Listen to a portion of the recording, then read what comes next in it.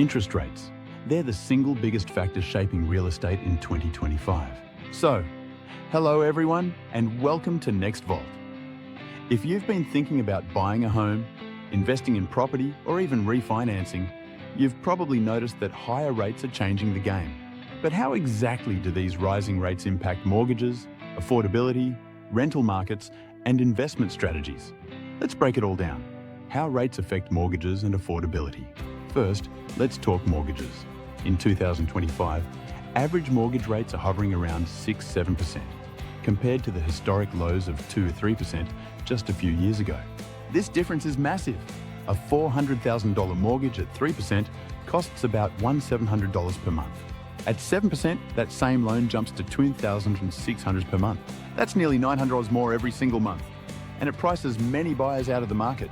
Higher rates reduce affordability, meaning fewer people can qualify for loans, and that slows down demand. Ripple effect on rental markets. But when fewer people buy homes, what do they do instead? They rent. That creates a ripple effect in the rental market. Demand for rentals increases, especially in urban and suburban areas.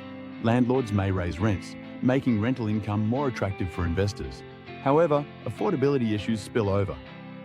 Tenants also face financial pressure, and vacancy risks can rise if rents climb too high. So, in a high-rate environment, renting becomes the default option for many families, but not always an easy one. Impact on home prices and investor strategy. Now let's zoom out to the housing market as a whole.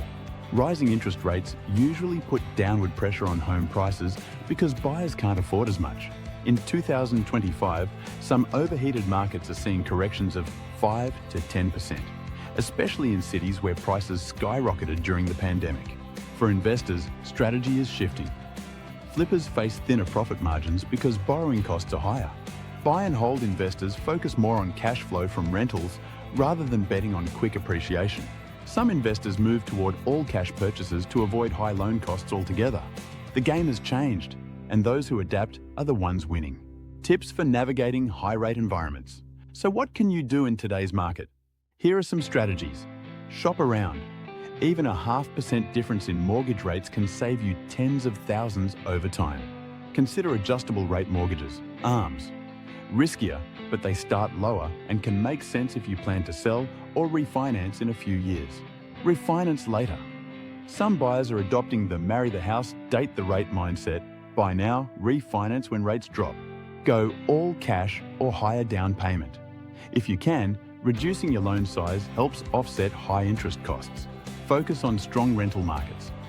If investing, look for areas where rental demand is rising faster than borrowing costs. So, are rising interest rates killing real estate in 2025? Not exactly.